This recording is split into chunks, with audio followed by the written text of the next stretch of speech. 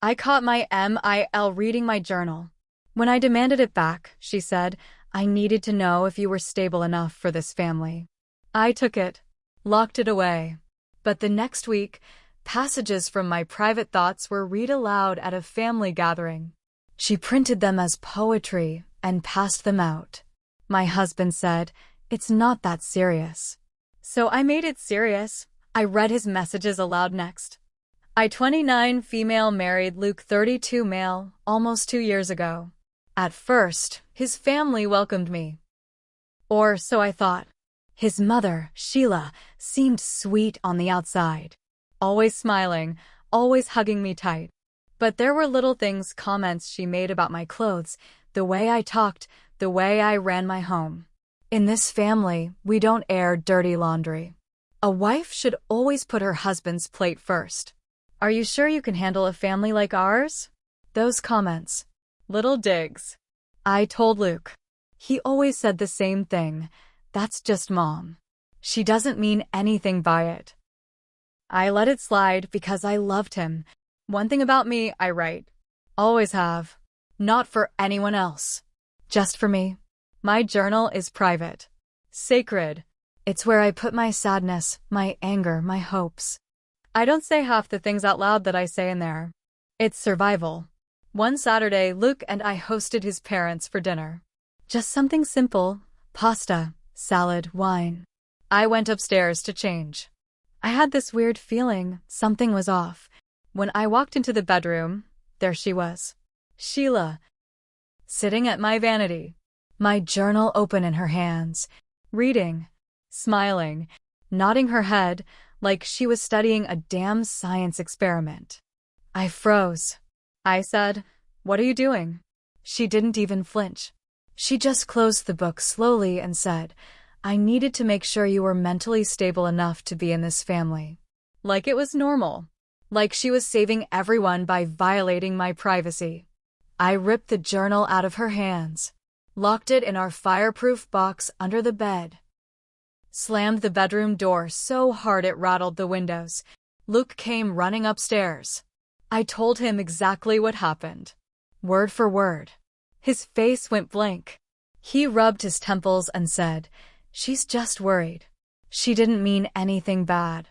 I realized, in that moment, I was alone. I bought a small camera that night and hid it in our room.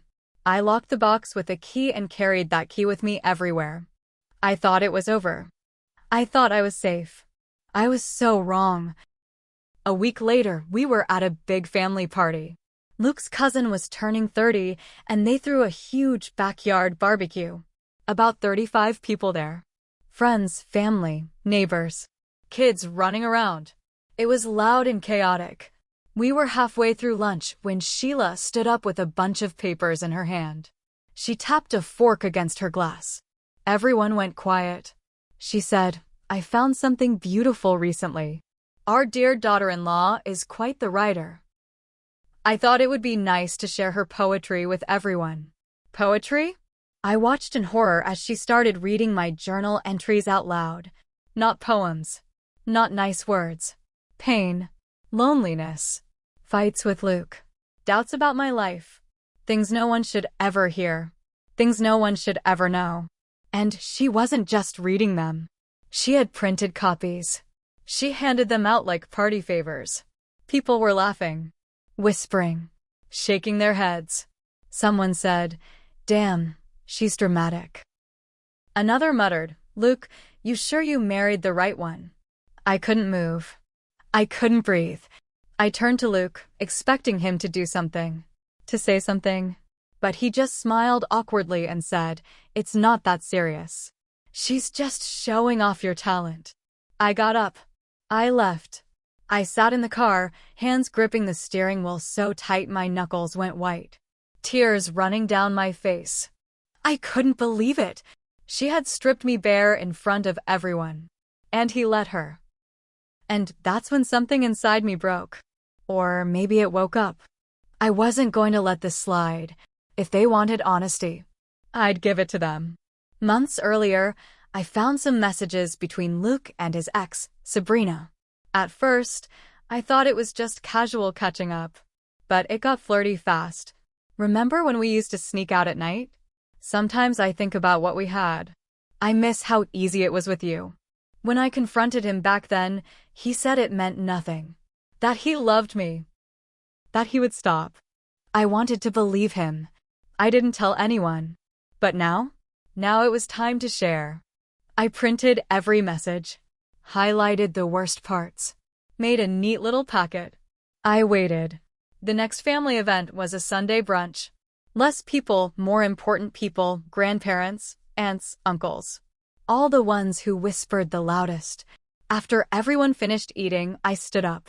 Calm. Collected. I said, since we're all in the spirit of sharing private writing, I thought I'd share some more. I pulled out the packet. Started reading. Luke's words. To another woman. The room went silent. Sheila's face went red. Luke's hands were shaking. His grandfather stared at him like he didn't even know him. I finished reading. Walked table to table. Handed out copies. Then I walked out.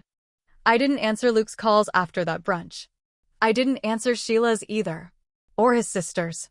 Or his cousins. I needed air. I needed space. I spent 3 nights at a cheap hotel across town. I cried. I screamed into pillows. I didn't know if I was more heartbroken or angry.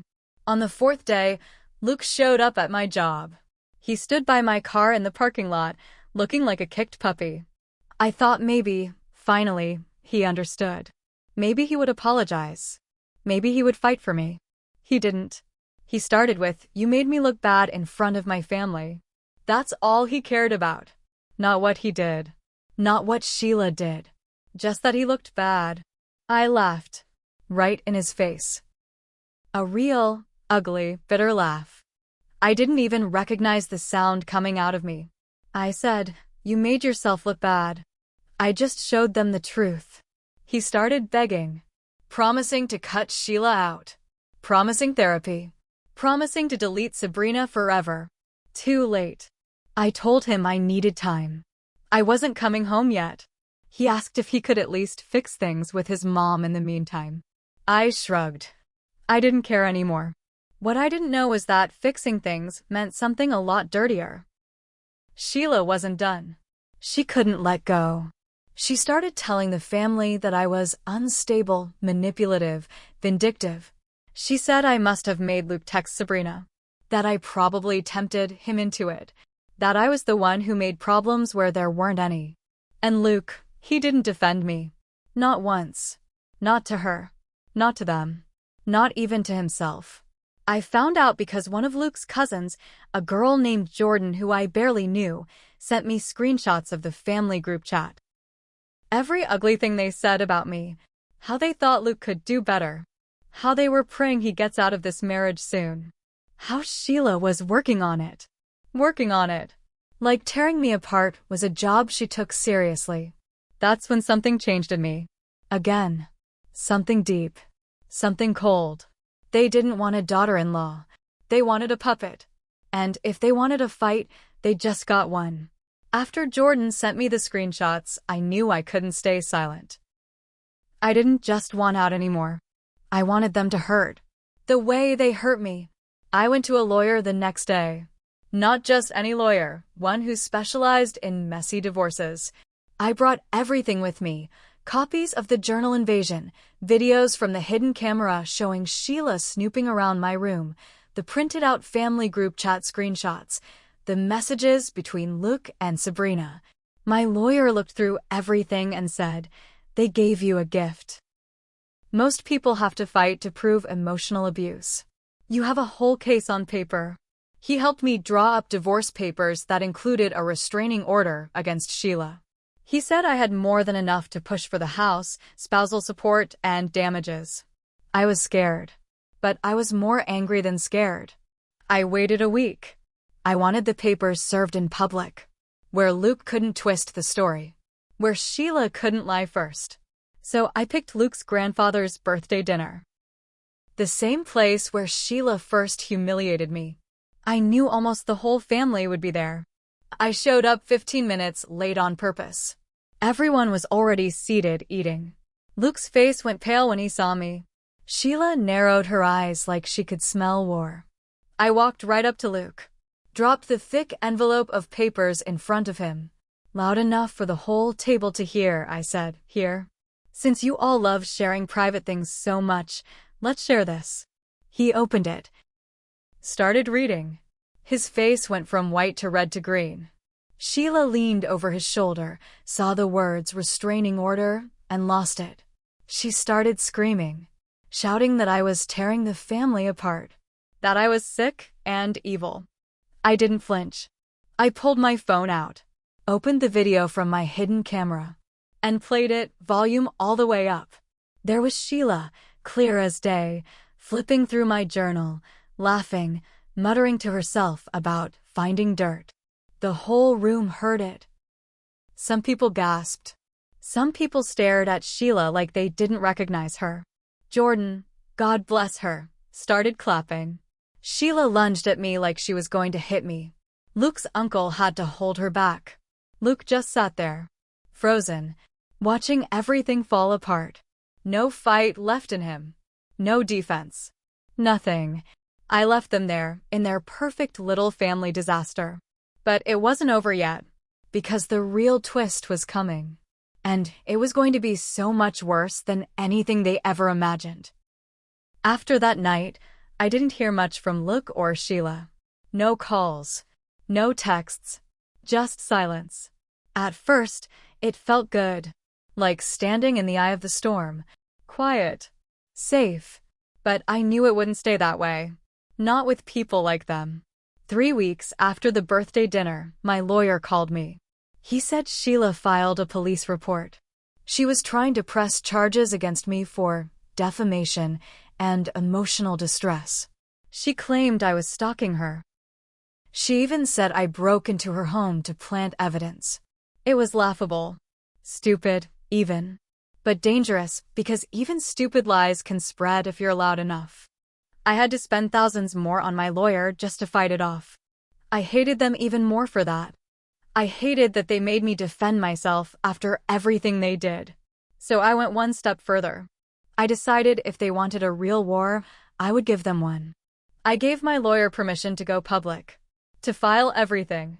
The journal theft, the family harassment, the cyber stalking from Luke's sister who had been tagging me in fake therapy ads on Facebook, the group chat screenshots showing how they plotted to make me look crazy, the messages with Sabrina.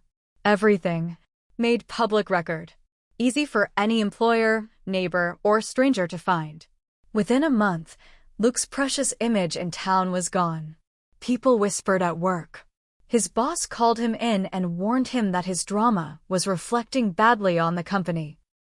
Sheila's church friends stopped inviting her to prayer groups. A few even sent me messages apologizing for ever believing her stories. Luke's younger brother, Mark, took it a step further. He cut off the family completely. He moved 2 states away, blocked all of them, and told me through Jordan that I was the reason he finally saw how toxic they all were. He said, "You lit the match that burned the whole rotten house down." Thank you. It wasn't just them who suffered, though. I had my share, too. Some old friends turned their backs on me, called me vindictive, said I should have just let it go, said I made it all worse by fighting back. And maybe they were right in a way. Maybe if I had just stayed quiet, just walked away, none of this would have happened. But then again, maybe if Sheila had stayed out of my journal, maybe if Luke had stayed out of Sabrina's inbox, maybe if they had stayed out of my life, none of this would have happened either. Actions have consequences. Even mine. Even theirs. Luke and I finalized our divorce 2 months ago. I got the house. He got the debt. Sheila tried to fight the restraining order and lost. Now she can't come within 500 feet of me. Sometimes I still see them in town. Luke looks like a shell. Sheila looks like a ghost. Thin. Angry. Lost. And me? I'm not perfect. I'm not healed. But I'm free. And that's enough.